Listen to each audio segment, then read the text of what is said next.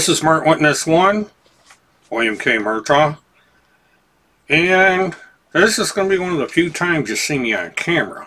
I'm not exactly photogenic. I don't know if I look better with the glasses or without them. You be the judge. Of course, without my glasses, it makes me hard to see anything. Anyway, the reason I'm doing this is because I want to discuss lying. And this gets into Mr. Holmseth. Now, I don't know if you call it the proud owner or not, but I'm the owner of 2 copies of his book. This is my first copy. I got a hold of this book in a rather weird cloak and daggerish thing. That the only reason I'm showing this to you is I want people out there to know that I actually have a copy of this book. Book is somewhat rare, so anyway, now that I got that nonsense out of the way, what I'm going to do is I'm going to read a number of passages out of this book, and you're going to have to decide whether he's a credible person or not, and I'll go over a few things after I'm done reading this, and we can discuss it. Now, if you bear with me, I'm going to turn to page 14. And this is a rather remarkable thing. Tim has a habit of interjecting himself into this book and little stories. I don't know if this is to justify the things that he says in the book or not, but this is a rather interesting thing. And we go down.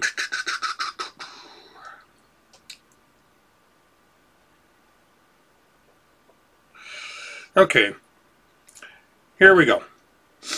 When I was a young boy, I once played with matches behind an abandoned garage with a friend of mine.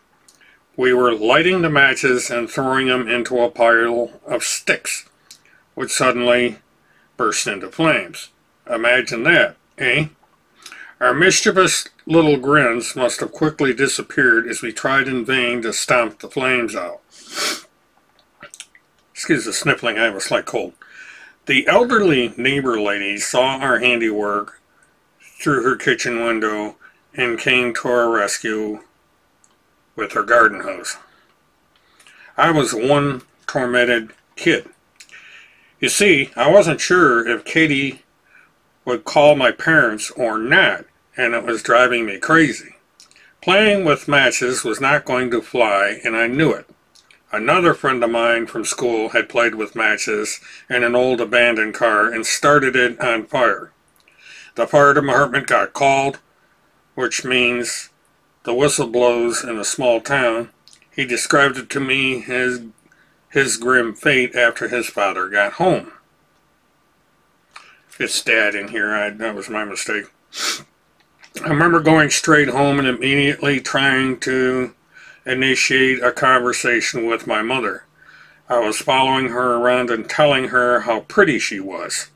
The bottom line, I knew I'd be in big trouble for playing with matches if my parents found out. And I needed to at least try to do something about it. I was also thinking ahead.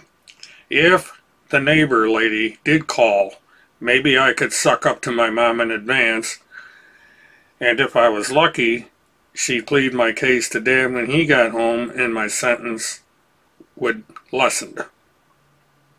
I remember listening for the sound of the vehicles and hoping I didn't hear his car tires come crackling into the gravel driveway before the regular time. Yes, sir, I was a nervous wreck after I played with matches. Now, what is intriguing about this little story is he doesn't go on to explain whether or not his parents found out about him playing matches, whether he confessed, or whatever the resolution of the story. What is important to understand here is he did something he was not supposed to do. he kind of sort of got caught by the next door neighbor. And he was more worried about getting caught than the fact that he had done something wrong, and he was looking for a way to hide this from his parents. Now, think about the significance of that little tale. Okay, we move on. And this we go to page 34.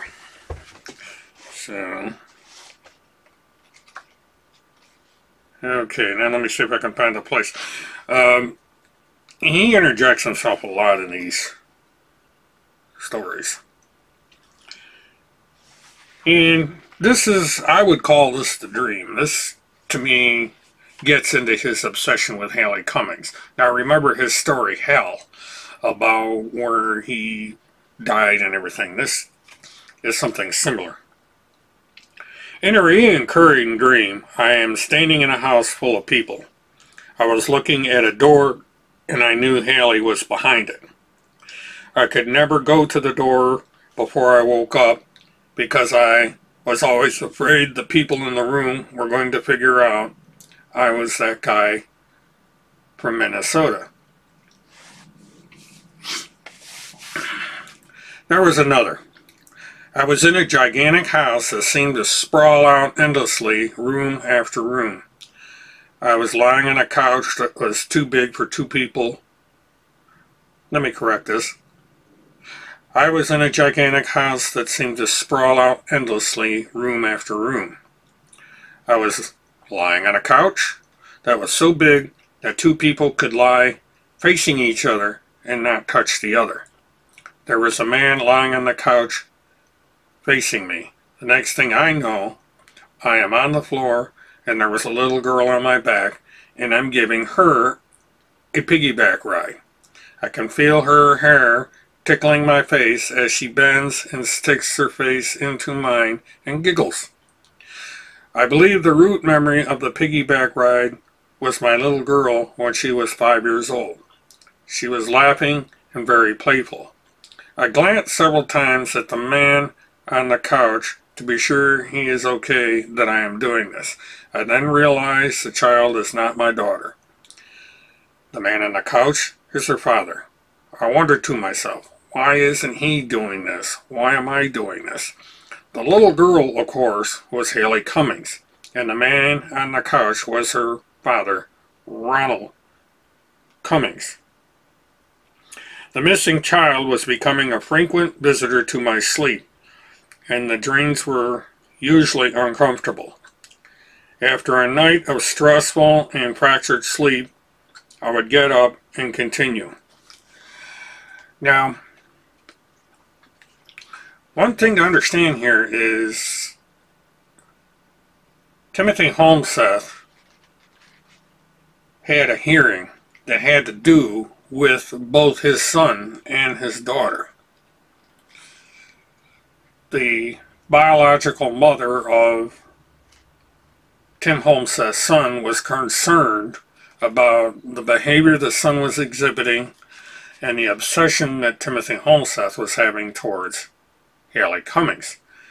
Timothy Holmseth had a folder, had the missing persons folder of Haleigh Cummings on the back wall. There's a photograph of him at his desk, and behind him is the poster of Haleigh Cummings. The outcome of the hearing was that Tim Holmseth was ordered to take that poster down anytime his child visited the house, and that they were to do counseling with the child to try and see if they could straighten out his behavior, since he was having stress as the result of the attention that Tim Holmseth was paying to Haleigh Cummings and not to his own children. So this is one of the reasons I read this passage. Now, we go to 137. And this is kind of timely considering what's been going on this weekend. So let me get to 137.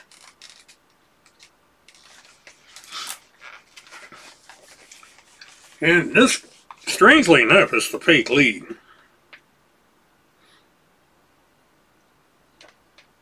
And I'm trying to figure out... Okay, here we go. When I was a child growing up, there were a few things in our home that simply were off limits. The values enforced by my parents were pretty much standard old thou shall nots. Stealing, swearing, lying, etc. were automatically expected not to take place under threat of consequences. Of course, as I grew older, I began drinking, and that all changed. However, when I recovered from alcoholism at 27 years old, I eventually found myself teaching the exact same values to my own children. After my experience in the abyss of hell, that I realized that life is not physical. It is spiritual, and everything we do is driven by spirit, good or bad. Now, got one more line to read, and then we're going to get into a few things here.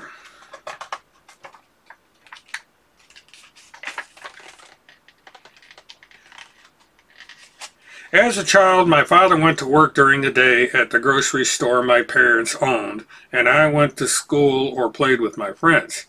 Every once in a while, Dad would throw me a ball on Sundays, and we'd watch the Minnesota Vikings or visit relatives in neighboring towns. Sometimes we cut wood for the winter, and at night we would play Yahtzee. I never once in my entire life witnessed my father tell a lie. Now, I don't know how many people have read this thing cover to cover. It's a very rare book, very hard to get a hold of. But,